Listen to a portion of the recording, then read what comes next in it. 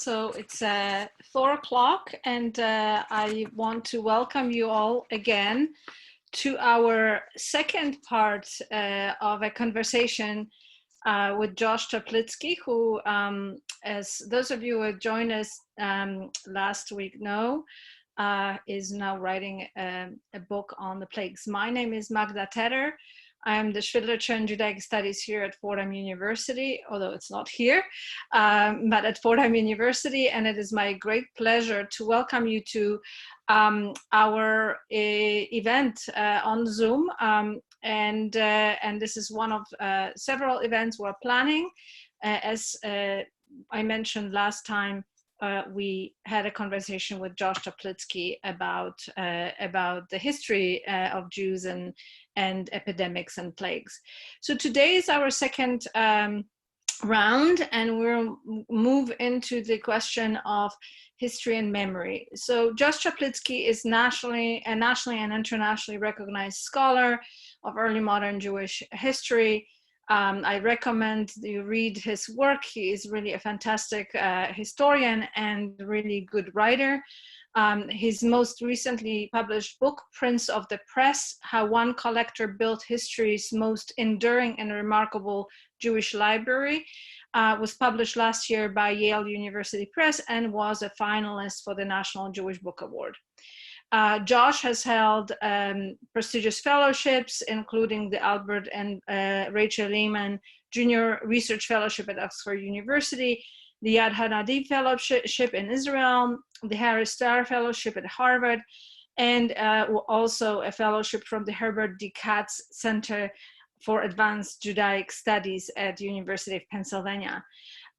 He also received many grants, and he is a co-director of a project called Footprints, which is really a wonderful resource if you are interested in book history, and especially Jewish book history, and you want to trace a book's life from the moment it was printed until wherever it is now in collections. So without further ado, let's begin. So Josh, last time we discussed the various ways Jews experience epidemics, and today we'll focus more on how the Jews' experience is remembered by historians, which brings me back to the quote that we briefly talked about during our last conversation, from Gabriel Garcia Marquez. Life is not what one lived, but what one remembers, and how one remembers is in order to recount it. And Michael Brenner, in his book, The Prophets of the Past, connected it to history, saying history is not what actually happened, but what we recount about it and how we recount it. So today we'll talk more about the way historical events are remembered by both historians, and then how that seeps into the popular memory and what role historians play. And there's a lot of public discussion about plagues and history right now, and about Jews and plagues a lot as well. Just on Monday, the Forward ran a piece, Pandemics Have Always Incited Anti-Semitism. Here is the history you need to know. But by Avia Kushner, and the article makes a lot of assertions about history and historians. But I'm struck reading these discussions by what is amplified, what is remembered, and what is silenced from history. So for me, questions were what do we as a society remember, and what do we as a society forgot? What has struck you, Josh, about these discussions, contemporary discussions about history and plagues and Jews and plagues? Well, first, let me just start off by thanking you again for the invitation to return to chat with you, and to everyone who is tuning in today. So glad to have you along for the discussion, and we'll encourage your questions and comments along the way. I want to remind everyone that there's a Q&A button at the bottom of the screen, and although all of the attendees are muted right now, our attention is We're always going to be working with one eye on your questions. We're hoping to have plenty of time at the end to engage your questions. One of the dominant themes of today's talk is going to be all about the shifting ways that memory and the writing of history work, and an important component of history and of memory and the writing of history is all about audience. Historians can't do what they do without audiences asking questions, prodding new questions, shifting contexts and perspectives. And so the participation of the attendees today is going to be a crucial component of how this future history is written. Today we're going to focus our attention not on a broad history of plague, but instead on a kind of genealogy of one particular moment that has loomed very largely in the history of Jews and disease. And the moment that I am talking about or to is the moment of the burning of the Jews in the wake of the Black Death. This is an episode that is clearly familiar to many, and yet is often shrouded in all kinds of conspiratorial thoughts and myths and counter myths. And so our plan for today is going to be not to explore a far-ranging global history of all of the experiences of all of the Jews in all moments of plague, as if such a thing is possible, but instead we're going to try to conduct a kind of genealogy of the theory of a conspiracy. And at the same time, we're going to undertake to explore a genealogy of a counter-conspiracy. We're going to look at understandings of the relationship between blame of Jews and the Black Death. And we're also going to look at very powerful stories that were circulated by Jews, by Jewish historians, and by a larger world of people thinking about Jews, about other reasons for explaining why it was the Jews were blamed for this instance of the Black Death. The way that we're going to conduct this is we're going to think in two parts. Magda Teter is going to begin by talking to us about sources of memory, how elements of this conspiratorial thinking about Jews entered into the popular consciousness. And then I'm going to pick it up from there and think about how Jews themselves, over hundreds of years, almost 700 years, have found ways to respond to those claims with counter-claims of their own. Because as will be familiar to some of us, Jews were twice affected by the Black Death. Once by its epidemic toll, and the second time as the objects of social scapegoating, assault, and massacre. The persecution of Jews began in the spring of 1348, not long after the Black Death itself broke out, and it swept much of the European continent, sometimes beginning even before the first signs of disease appeared. In the Iberian Peninsula, modern-day Spain and Portugal, in the Holy Roman Empire, modern-day Germany, and in Italy, all of these were the major population centers of Jews. Tens of Jewish communities were ravaged by persecution, and thousands of lives were lost in massacres. In fact, it's quite difficult to even disentangle the number of Jews who perished in the plague versus those who were killed thereafter because of the massive scope of these massacres. And so today what we're going to try to do is explore these attributions of Jewish responsibility and to understand where these ideas came from, and even more importantly, how these ideas were transmitted, maintained, and passed from generation to generation. And Magda, I'll turn it back to you. Yeah, I want to, just before I show you some slides, I wanted to sort of have us think a little bit about what it means that the Black Death dominates the public memory so much. That is the massacres the violence that ensued, the massive deaths, and what does it do to the memory of, and to understanding really a complexity of history of epidemics and Jews, and if we extrapolate even larger to other minority groups beyond the Jewish experience. And as we discussed last time, the epidemics occurred in Europe quite regularly. Europeans lived through various kinds of epidemics and pestilence on regular basis. And yet we don't remember, and we don't discuss that experience. We don't remember the plague of Padua, which we talked about last time, of 1630, 1631. We don't remember the plague of Prague, 1713, that you are working on. We don't remember all these other occurrences. And I want us to sort of think about what might be the cost to our understanding of the social, political, and cultural dynamics if the Black Death dominates our memory and understanding. And one of the things that I've been thinking about, and I'm not a historian of the disease and plagues, but I have in my last book, I have looked at a trail of memory, how certain events or even non-events become events and become considered true experiences or true historical facts. So I went back, my book on blood libel. So I went back and looked at the chronicles that I have worked on for the book project, to look at what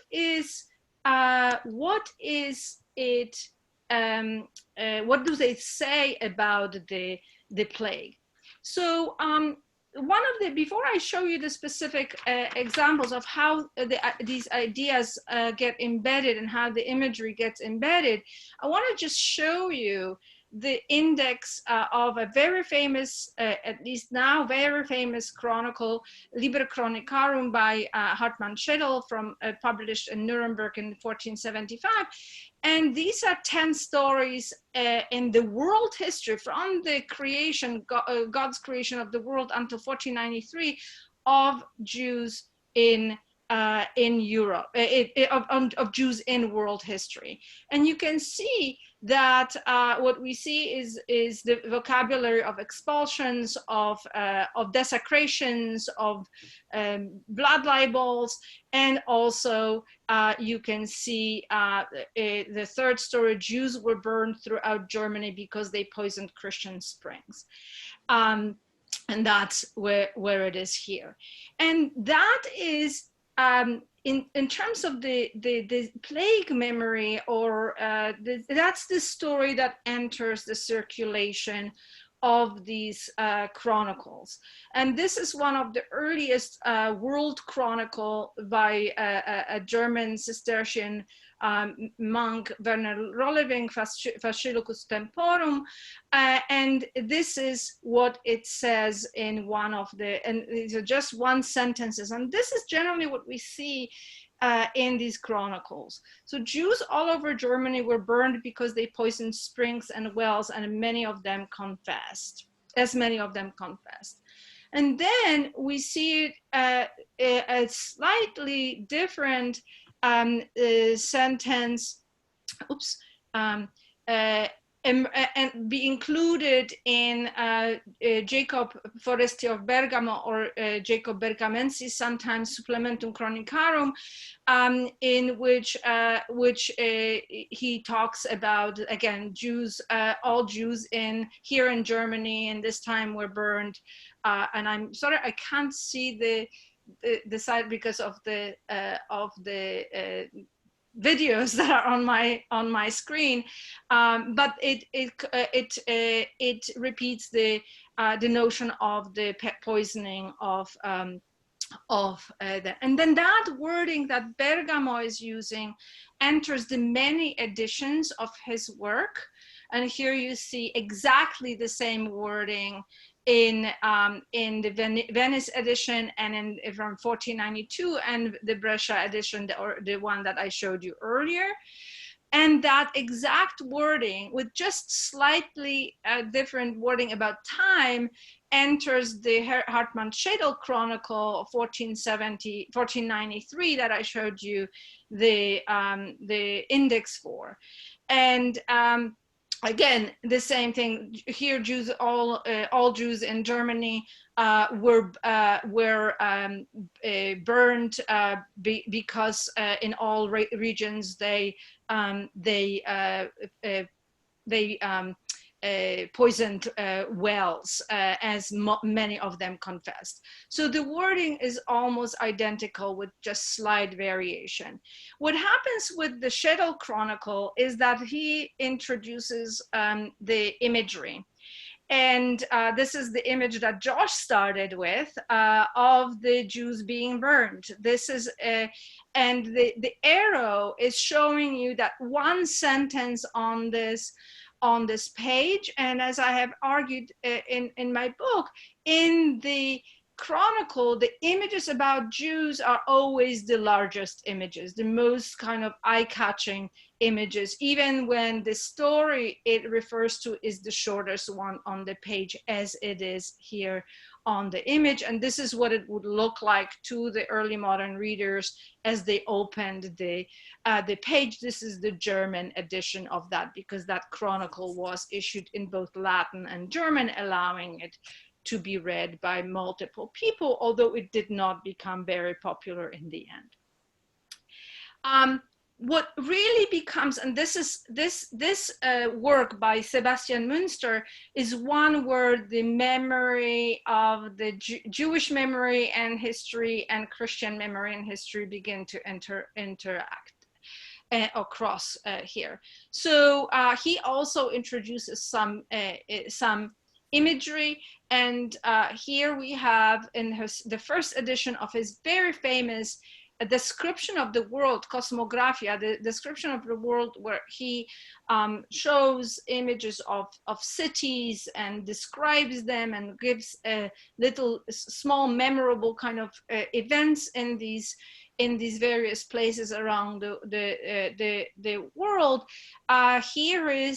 He gives us a more elaborate description. This is what really becomes enters this as I said, the popular memory of Jews and the plague.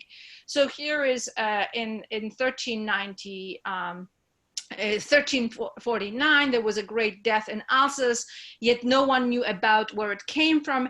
And it was not a pestilence, but people had a suspicion about the Jews that they poisoned the wells. In Strasbourg alone, it killed, that is the poisoning, not the pestilence, killed 16,000 young and old.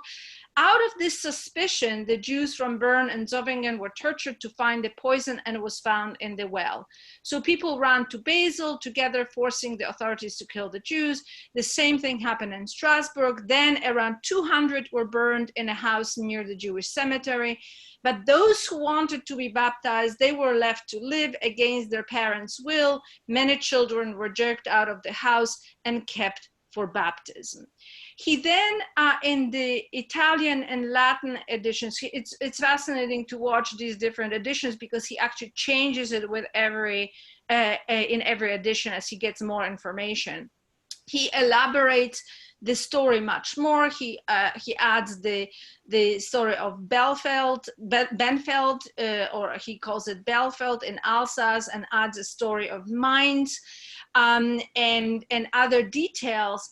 And that's the narrative that then gets inserted and is used by the Jewish 16th century chronicler Yosef HaKohen, and enters the historical memory of Jews, about which Josh will tell us more.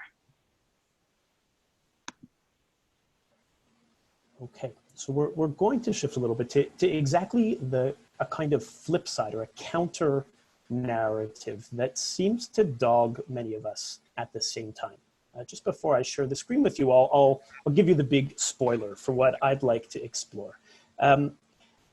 You'll notice that many of the texts, or many of the images that Magda shared with us, come from sometimes as much as sometimes the closest one is 100 years after the event of the Black Death. And when teaching, I find when I teach the Black Death, hundreds of years later, undoubtedly, at the end of my Black Death lecture, when I talk about well poisoning accusations and the burning of the Jews, without fail, there is always at least one student in the class who raises his or her hand and says, but isn't it true that Jews survived the Black Death in greater number than any other Europeans did on account of their ritual hand washing, their observance of kashrut, women who went to mikveh, and items like that. And in fact, this is quite a pervasive idea in Jewish historical memory.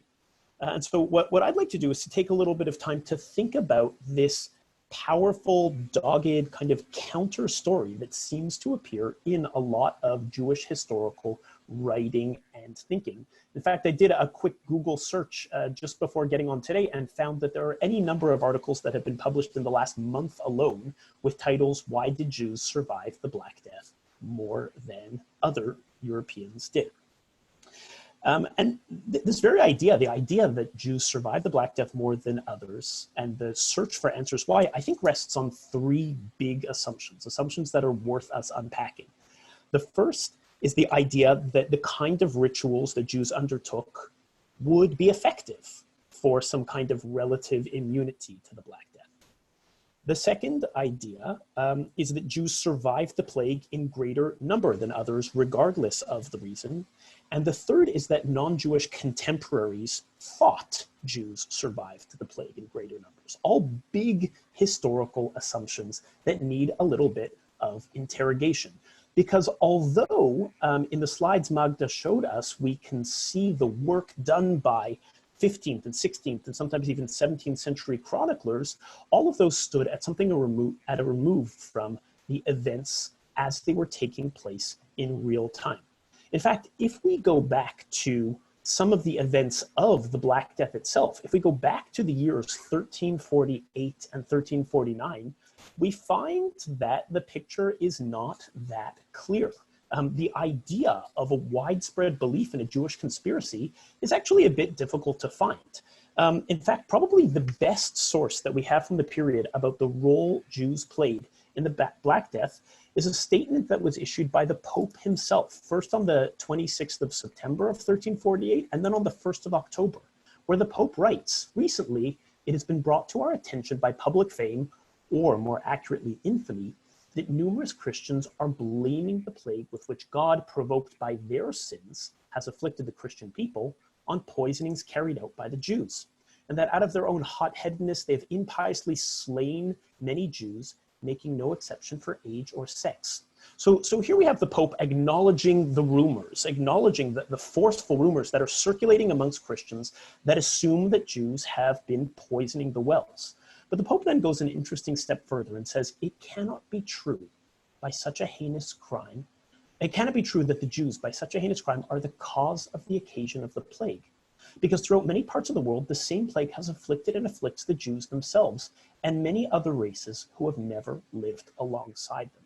In acknowledging this point, the Pope is doing something interesting. He's decoupling the accusation and the responsibility, or he's decoupling the notion that Jews are somehow responsible for doing this with the facts on the ground. For the facts on the ground seem to suggest that Jews are dying in exactly the same number as everybody else. So then where does this idea come from that Jews survived on account of their adherence to particular rituals, their adherence to hand washing, kashrut, mikveh, and other items of the like? In fact, in order to get there, we actually have to follow a trail through many of the chronicles that Magda just shared with us and explore the way that those chronicles written by Christians fed into Jewish narratives of understanding as well. Whereas it appears that in the middle of the Black Death, very few Jews and very few Christians believed that Jews were living in greater number. By the time the chroniclers began to look retrospectively, by the time they put that history in order, by the time they turned memory into history, they had accepted as facts that Jews survived more than others. It may behoove us to even ask a question of which came first, the chicken or the egg. Did the persecutions follow accusations that Jews were surviving others? Or did the justification for the persecutions in some ways provide people with a myth a myth that people didn't believe in the moment. It's entirely possible that Jews were persecuted in 1348, and only thereafter were the justifications offered.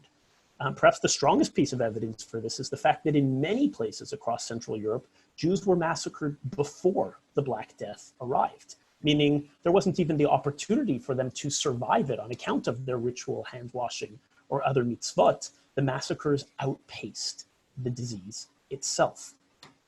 And so it seems instead that this is a kind of retrospective myth-making, a myth with two parts, that Jews must have poisoned the wells in order to survive, and two, that the evidence is that they survived, except there's actually very little evidence of that survival to speak with. Magda, did you want to jump in? I couldn't tell if I saw you. Keep going. Okay. Yeah.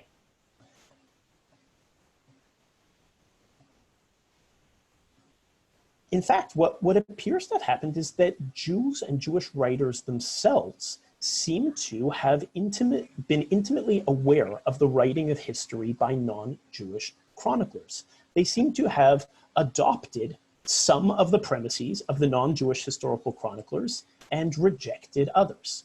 Here's an example of a 16th century work of history of Jewish historical writing, which Magda has already referenced, and Magda has shown us that this Jewish chronicler was intimately aware of what Christian chroniclers were writing. And notice in this piece that he adopts some of their conclusions, although delicately, subtly leaves some of the premises out.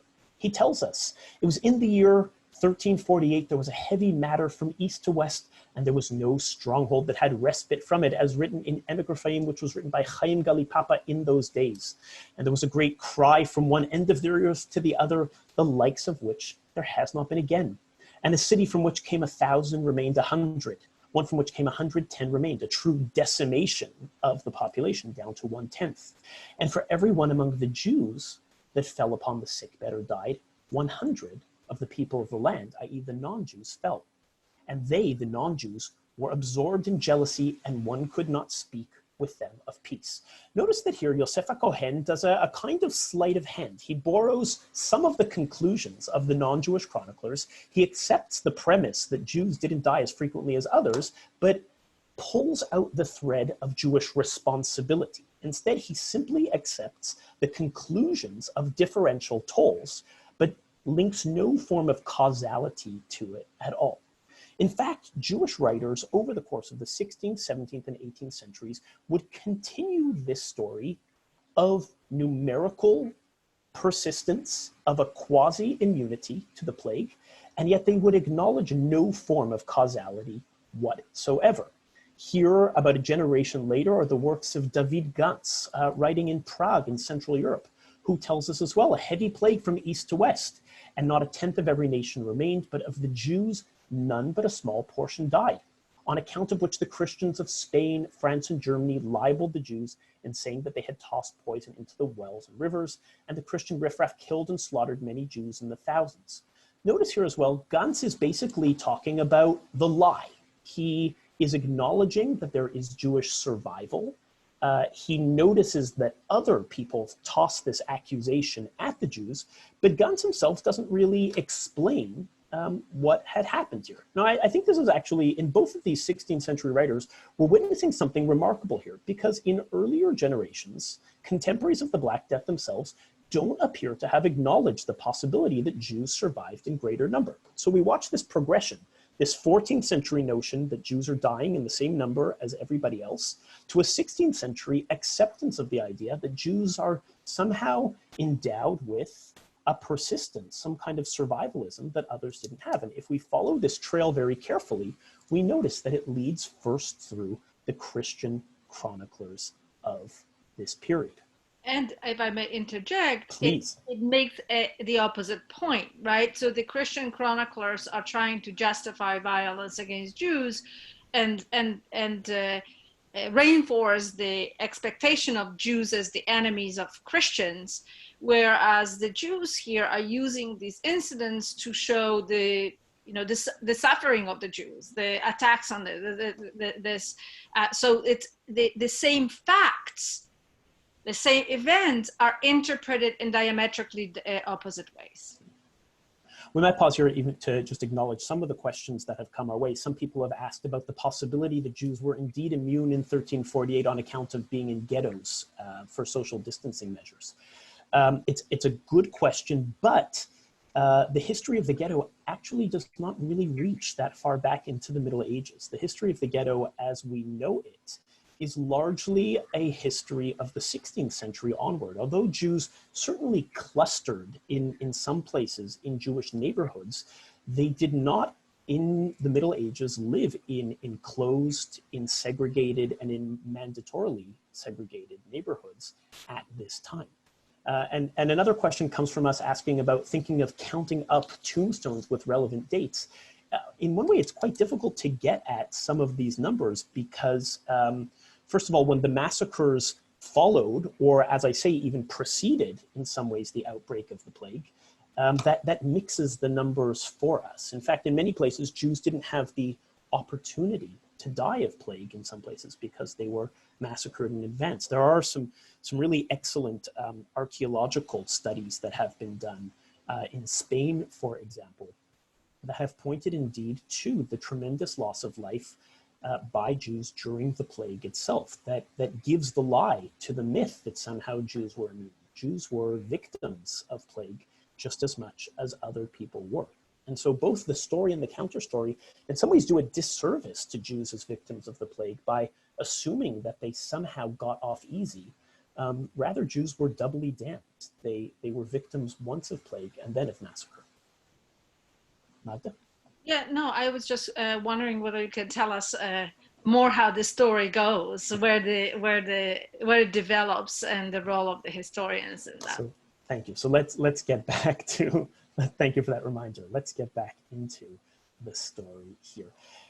In fact, this story that is clearly translated or transposed from Christian chroniclers to Jewish chroniclers in the 16th and 17th century gets an injection, if you will, into Jewish historical memory in the modern period as well, with perhaps the father of modern Jewish historiography, the great and looming Heinrich Gretz, who during the 19th century wrote a multi-volume history of the Jews. In fact, I suspect that there are probably people listening with us today who might even be able to look on their bookcases at home and find their copies of Heinrich Gretz there.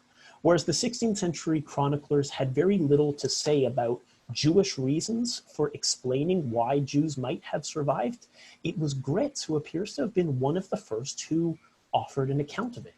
Gretz writes in his 1891 edition, "The Black Death has indeed made itself felt upon Jews also, but the plague visited them in a comparatively milder form than the Christians, probably on account of their greater moderation and the very careful attention paid their sick.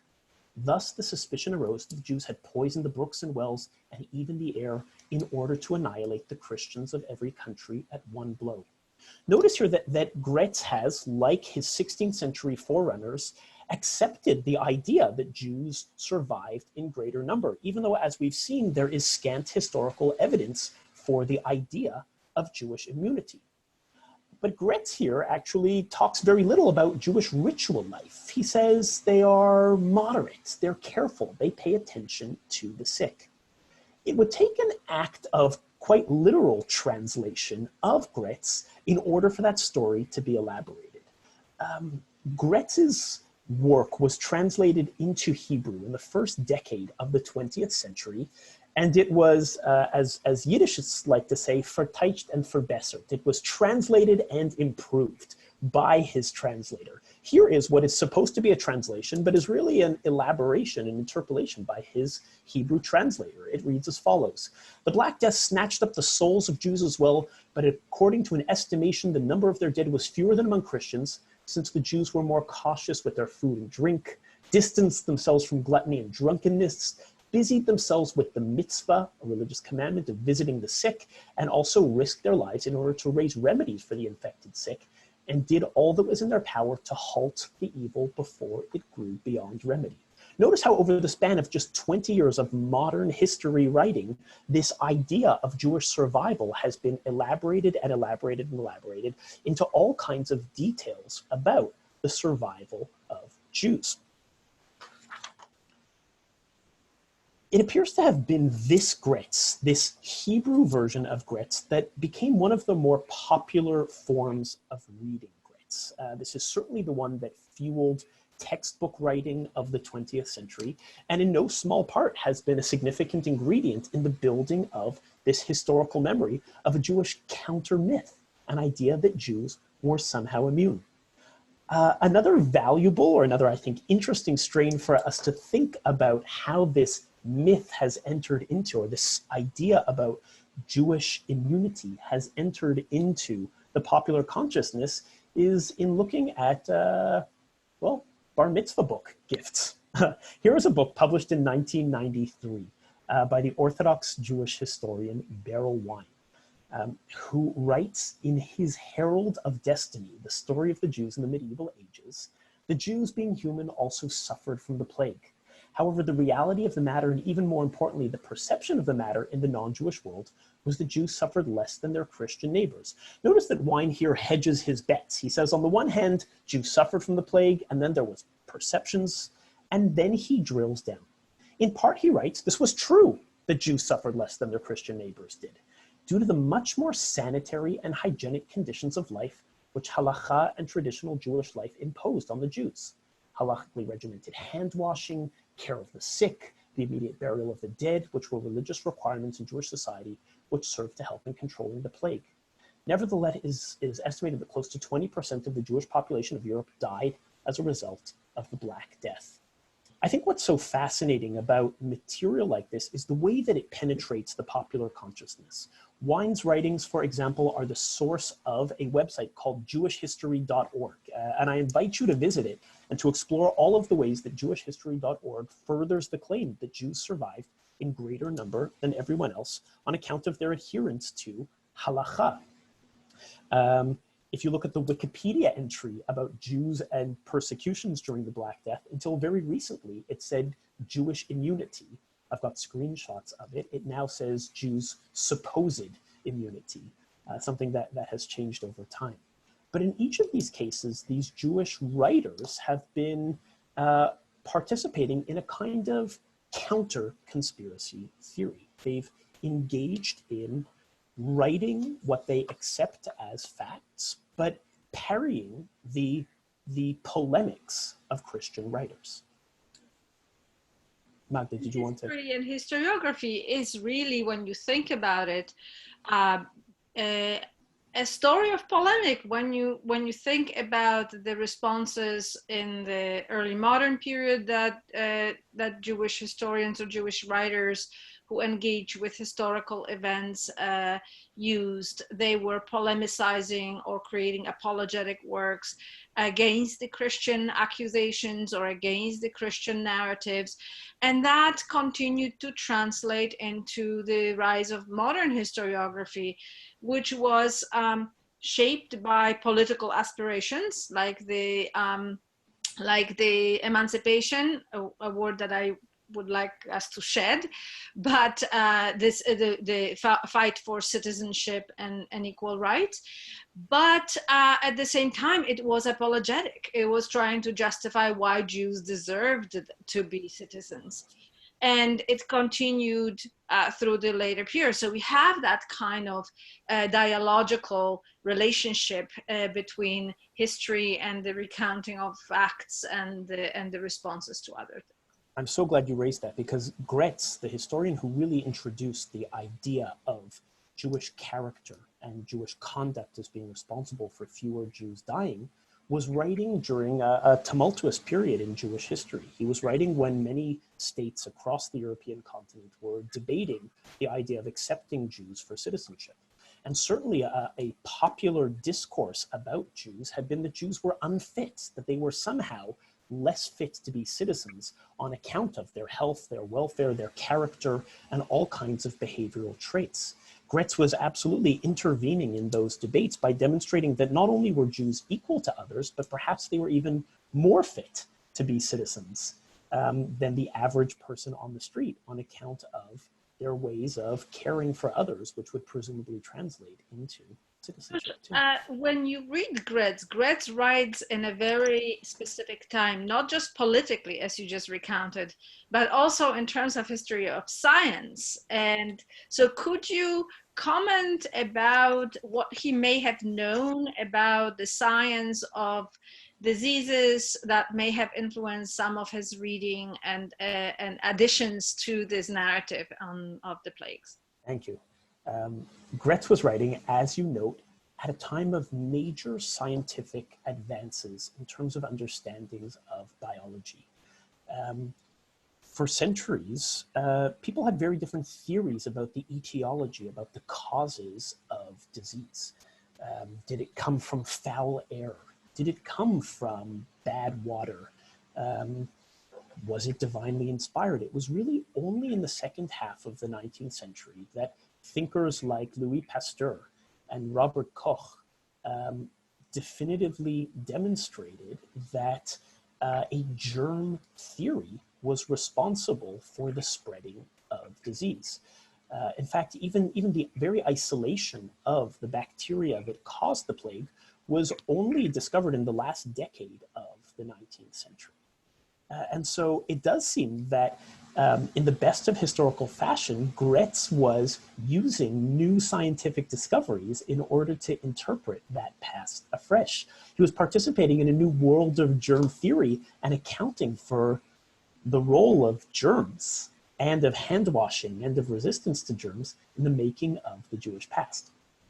Yeah, and I think his interpretation of Jewish past and these later historians as well that followed the Gretz and really is influencing our general understanding of Jewish past. I'm looking at one point that is made in the discussion where Jews didn't usually commingle with non-Jews, and that is exactly a product of that 19th century historiography that is presenting Jews as living separate, enclosed, and devoted to their Jewish thinking and Jewish writing and Jewish intellectual life and religious life.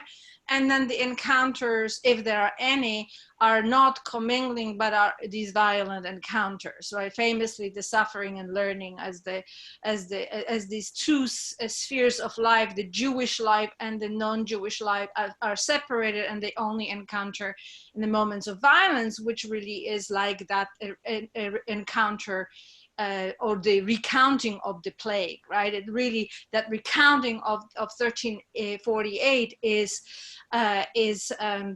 sort of encapsulating that notion.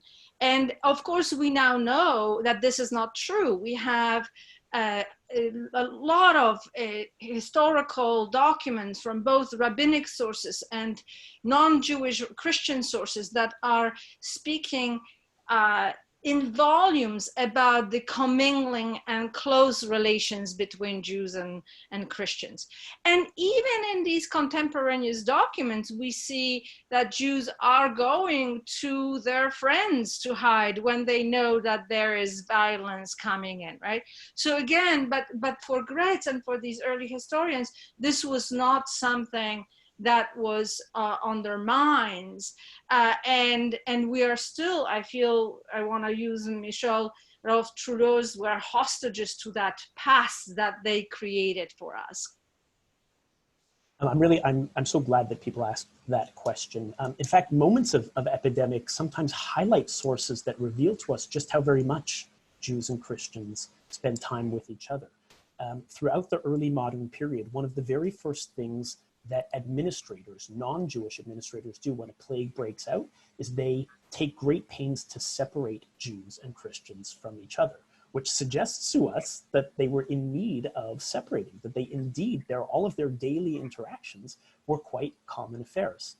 In fact, this is one of the reasons that I think it's so important for us not only to focus on the Black Death. The Black Death has such a gravitational pull, but it was also so catastrophic, so cataclysmic in its impact that it draws our attention away from the social reality of how Jews lived through plague and the various policies that rulers and Jews themselves put into place in order to handle it.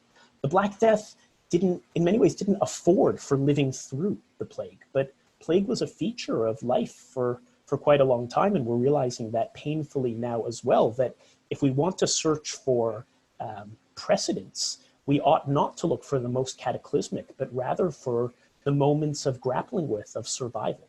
Exactly, because that creates these patterns of thinking and really limits the possibilities of action and reaction. Because if that's the only possibility, that violence is the only possible reaction for the majority dominant group to attack Jews or other minority groups, then we're really limiting ourselves to some tragic possibilities. And as we know, that's what I asked us to think about the cost of the gravity and the stress that we're putting in all these popular media about Black Death, that might actually be not such a productive way. Maybe we need to expand our vocabulary beyond the burnt, beyond the attack, beyond the violence, into this, again, other historical experiences with disease and epidemics historically that can expand our social cultural vocabulary and imagination. Of course, that's not in any way to deny that Jews suffered during plague at other times. In fact, one of the very first responses at any time when Jews did live in ghettos, and indeed Jews did live in ghettos after the 16th century in many parts of Europe or in enclosed areas, in places where such ghettos existed, one of the earliest responses was usually to seal up or seal Jews away from others. Jews certainly suffered, and in many cases and places were the subjects of specific excess attention. It's by no means to whitewash the rest of Jewish history, but it is important to distinguish between massacre and other forms of response in order to allow us to see in the past what it really was. Mm-hmm. So let's take a look at some of the questions that have come in comments that we received.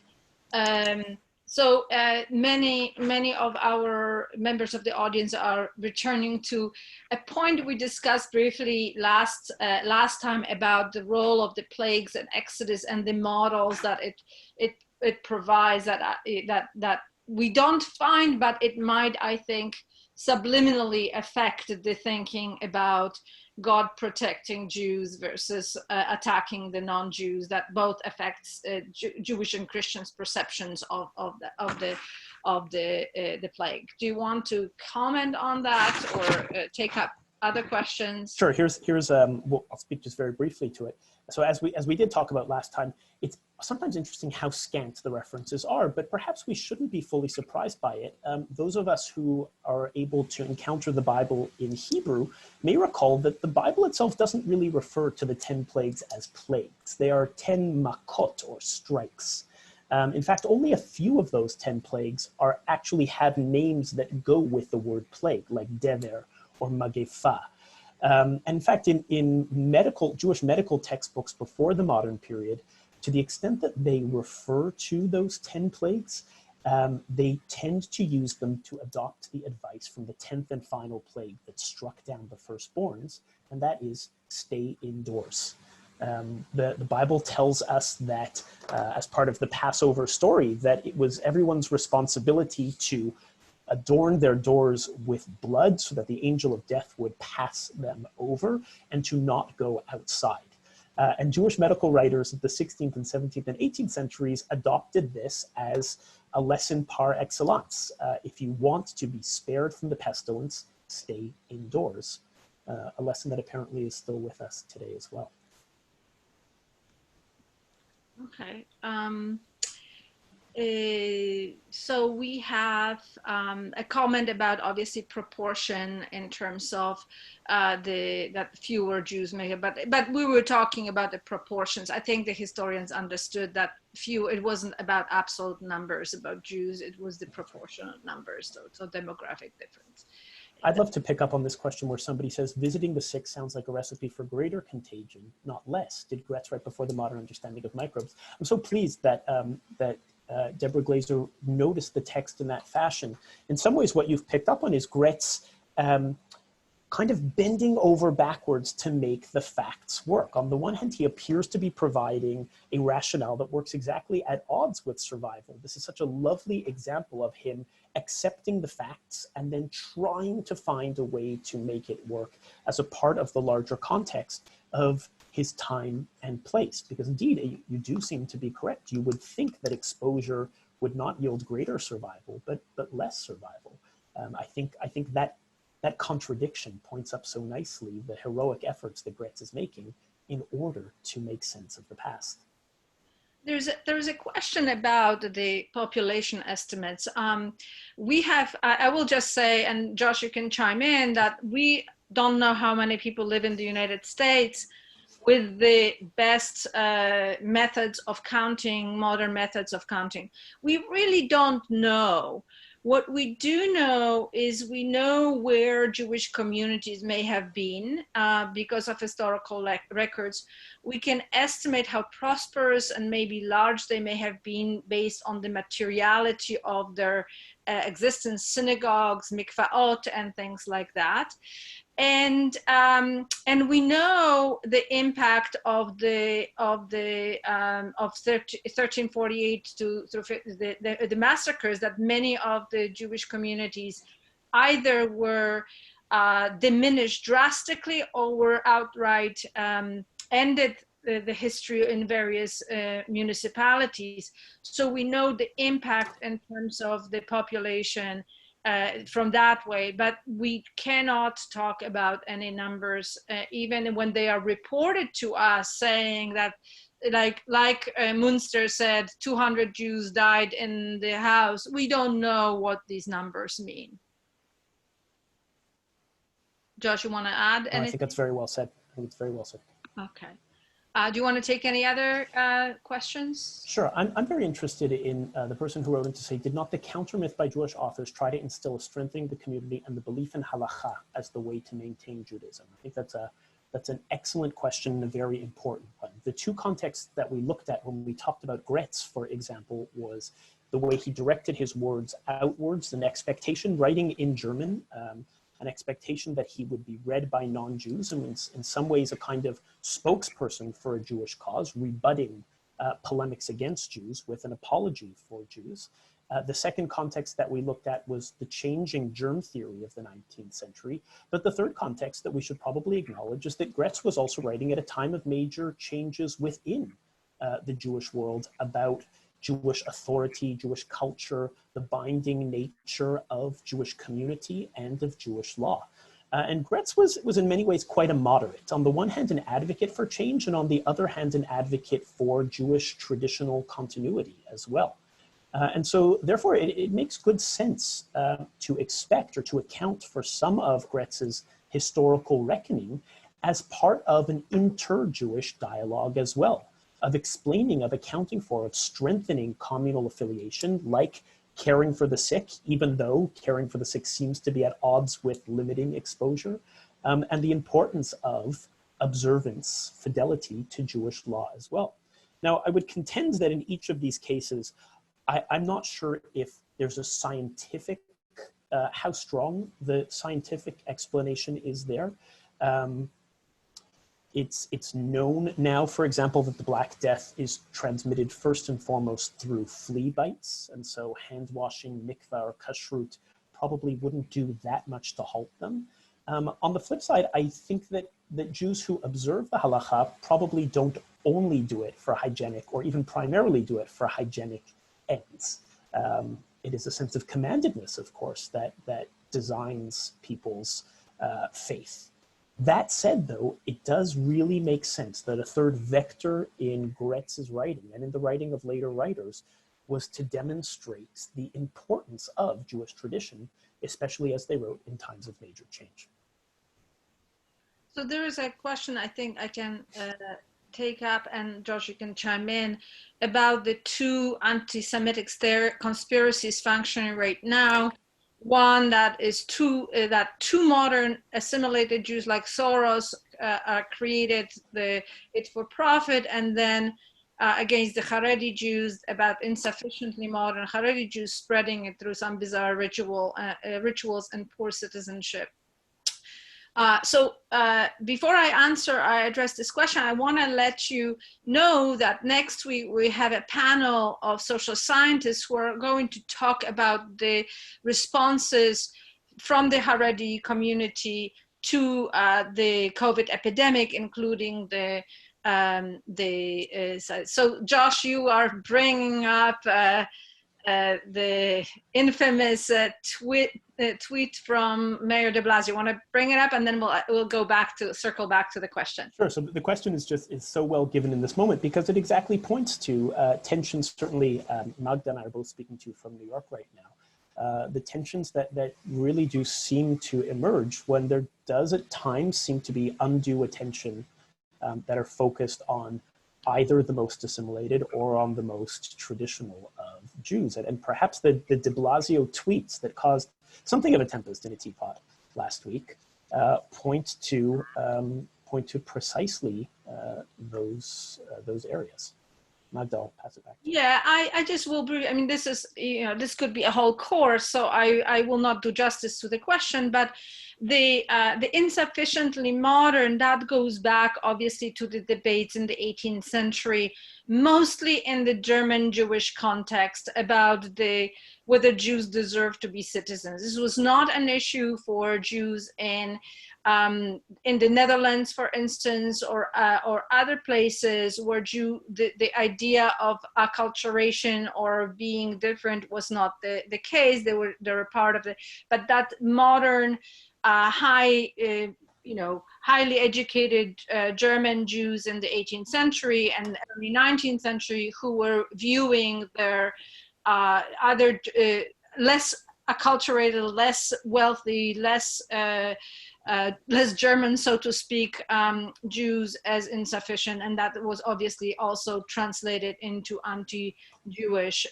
Jewish literature. The too modern, too assimilated, too difficult to distinguish, that comes in with modern racial anti-Semitism that develops in the late 19th century, after even the term anti-Semitism is coined by Wilhelm Marr, and that is the anxiety about Jews entering in higher than proportional numbers into, again, German society, becoming journalists, becoming educated lawyers, becoming teachers, and so on and so forth, being too difficult to accept. And of course, it's then goes on steroid with the Nazis, who are just using it, both of these stereotypes, both the caricatures of these East European looking Jews as those who bring disease and those who bring corruption, everything else, while at the same time really having anxieties about these acculturated or really German Jews, German Jews. So that's, again, I'm not able to do justice to that question, but that's in a snapshot. Yeah, George, you want to? I thought that was very well done. Thank you. Maybe we'll pick up on a question that has come from someone who's asked us to provide a little more context. One or two more questions, and then we'll have to wrap up. Oh, I see. Okay, so maybe we'll pull just one more question. Somebody asks, did Christian society ever blame other non-Jews of plague concerns? And this is such a valuable question in that it reminds us to search for context in all kinds of different ways. And the answer is yes. At different times and different outbreaks of plague, certainly scapegoating of various kinds have happened, not just to Jews. Often the very first to be blamed or scapegoated were healthcare workers. Doctors were expected or imagined to have been people who spread the disease, not just unintentionally, but deliberately and intentionally for their own gain. The Italian novel The Betrothed is in some ways built around an entire conspiracy theory of people who spread this noxious oil on door frames that brings the plague to houses.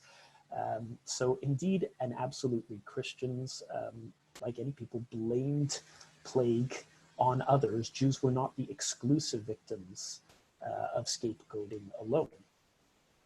Do you have any wrapping up thoughts about what we've discussed and sort of take-home points of the materials you study or we've seen?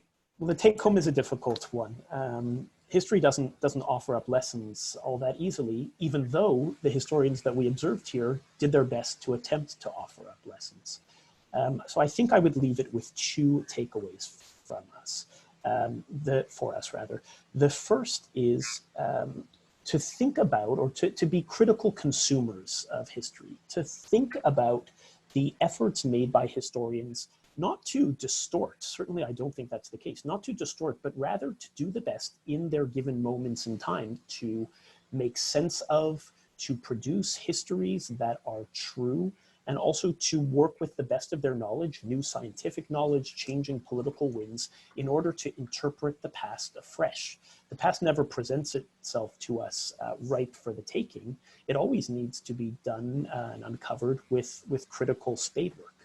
And the second lesson that I would take away is to return to Magda's opening call, not to allow for a historiographic tyranny of the Black Death, for us to think of only the Black Death as the only moment in Jewish plague history, but instead to think carefully about other times in which conflict and coexistence happen together that allow us for a richer and more nuanced understanding, not just of Jewish death, but also of Jewish life. Yeah, and I would add also sort of thinking about how historical facts become historical facts, how they enter, because again, not every event becomes part of a historical, as we've discussed, historical consciousness, right? Only some facts enter that broader historical consciousness, historical works, and it is because they leave easy historical traces and the loudest historical traces, and the Black Death has left a lot of those very loud historical traces.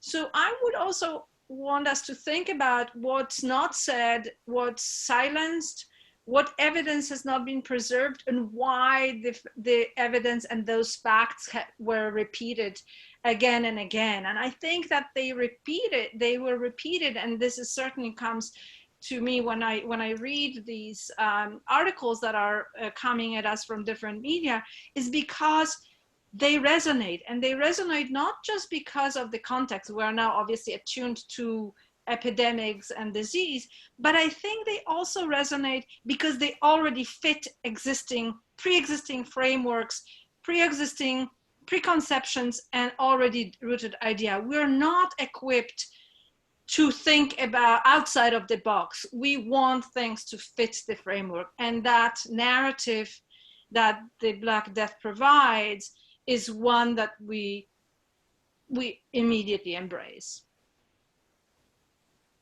So I want to thank you all for joining us, and I want to invite you to an event we have on Zoom, a conversation with scholars from Israel, the UK, and the United States on the Haredi responses to the COVID crisis and the relations with and tensions with the states in the United States, in Israel, and in the UK.